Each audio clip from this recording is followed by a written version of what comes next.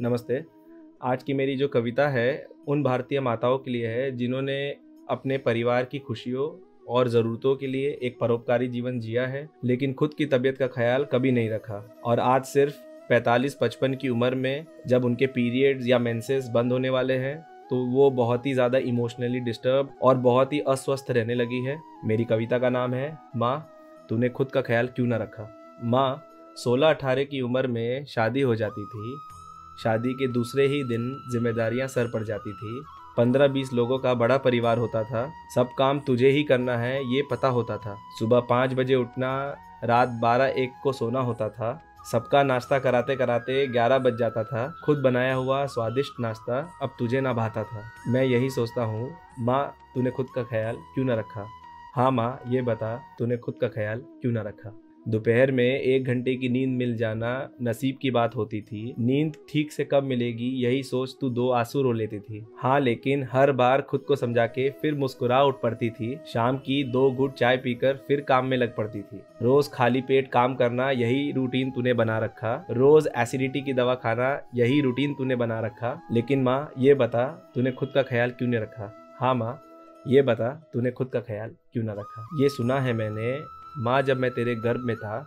हाँ माँ, जब मैं तेरे गर्भ में था 9 महीने तक सुबह शाम वही झाड़ू पोछा बर्तन तूने किया। खुद खाया नहीं खाया, सबको समय से खिलाया।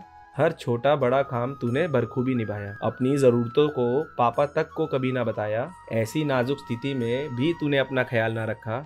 हाँ माँ, ये बता तूने खुद का ख्याल क्यों ना रखा। खुद तू ना पढ़ी लेकिन बच्चों को पढ़ाना है। तू रह गई 4 दीवारों में लेकिन उन्हें आगे बढ़ाना है। समय से नाश्ता, समय से टिफिन बैग लगाना है। समय से उन्हें सुलाना, समय से उठाना है। भाई बहन के झगड़ों को तुझे ही सुलझाना है। माँ, यही करते करते तेरा हर साल बीता। हाँ माँ, यही करते करते तेरा हर साल बीता। सबका तो सब कुछ हो गया, मगर ये बता तूने अपना ख्याल क्यों ना रखा।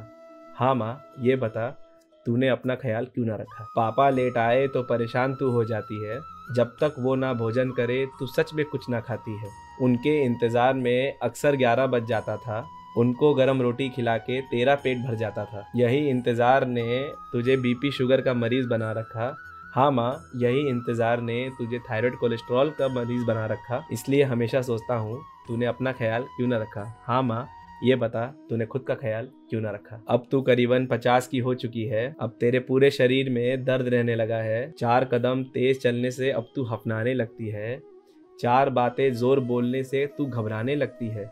बहुत सोच सोच के अब तू डिप्रेस रहने लगी है। अपनी ही सोच में तू बेकाबू होने लगी है। पुरानी बातें सोच के तू मायूस रहने लगी है। अब सोने का समय तो बहुत है, लेकिन ये दिमाग तुझे सोने नहीं देता। कभी कुछ दिमाग में जैसे कुछ चलता ही रहता। कसम से तेरे जैसा परोपकारी मैंने आज तक ना देखा। हाँ माँ, तुझसा महान मैंने आज तक ना देखा। मगर ये बता तूने खुद का ख्याल क्यों ना रखा। हाँ माँ, तूने अपना ख्याल क्यों ना रखा। आज के समय हमारी अधिकतर माताएं मूड फ्लक्चुएशन, डिप्रेशन, नींद की कमी, नींद नहीं आना, यही सब प्रॉब्लम्स के साथ जूझती हैं। और इनमें इसी टाइप के सिम्टम्स होते हैं जो मैंने इस कविता में आपको बताई है। हम इन माताओं का जब भी टेस्टिंग्स कराते हैं तो उनके टेस्टिंग्स में हार्डली कुछ चीज़ें हमको मिलती है। विटामिन डी, B12, कैल्शियम की कुछ कमी, इससे ज़्यादा हम नहीं पाते हैं। लेकिन वो बहुत ज़्यादा तकलीफ में रहती हैं। तो हमको समझना है कि एक डायग्नोसिस होती है जिसका नाम है फाइब्रोमाइल्जिया सिंड्रोम।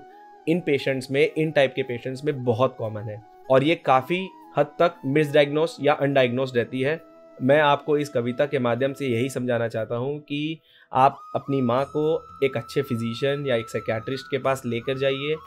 उनको इस सिम्टम्स के बारे में बताइए कि मेरी माँ इन तकलीफ़ों से गुजर रही है, और सही ट्रीटमेंट से आपकी माँ बहुत जल्दी ठीक हो जाएंगी। और इससे भी ज़्यादा इम्पॉर्टेंट ये बात है कि हम यंगस्टर्स जो हैं, हमें जिम्मेदारियाँ लेनी होंगी अपनी माँ की, कि उनको इस तरह की प्रॉब्लम्स ना हो, और अगर वो प्रॉब्लम्स हो रही हैं तो हम उसको समझें और डॉक्टर के पास जाके कंसल्ट करके उनको सही ट्रीटमेंट दिलाएं। मेरा मानना है कि हिंदुस्तान के हर शख्स को ये वीडियो देखनी चाहिए।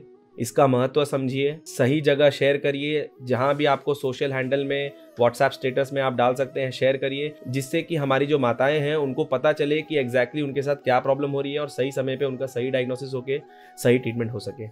और ये मैं अकेला नहीं कर सकता, इसलिए मैं आपसे दरख्वास्त करता हूँ कि अगर आपको ये कविता पसंद आती है तो ज़्यादा से ज़्यादा शेयर करिए। धन्यवाद।